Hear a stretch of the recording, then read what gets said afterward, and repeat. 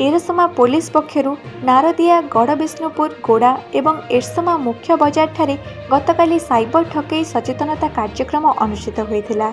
नारदिया पंचायतर पंचपल्ली बात्या आश्रयस्थली परिसर में यह सचेतनता कार्यक्रम एरसमा थाना अधिकारी प्रेमजीत दास, स्थानीय सरपंच सीमाईचरण भोल, समिति सभ्य प्रफुल्ल पाल, वरिष्ठ नागरिक क्षेत्रमोहन दास जोगदे कौन अज्ञात लोक को ओटीपी देवा नहीं किंबा लोभरे बसीबर्त होई काहाको बैंक खातार विवरणी देवा कथा नुहे बोली कहिथिले।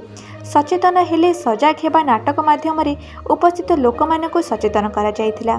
सेही भली गोड़ाहाट पड़ियार साइबर सचेतन कार्यक्रम करा जायथिला। कार्यक्रम रे एरसमा आईआईसी प्रेमजीत दास, स्थानीय सरपंच प्रतिनिधि रविंद्र नायक, समाजसेवी प्रदीप्त साहू जोगदे उपस्थित लोक मानकु साइबर ठकई उपरे सचेतन करथिले।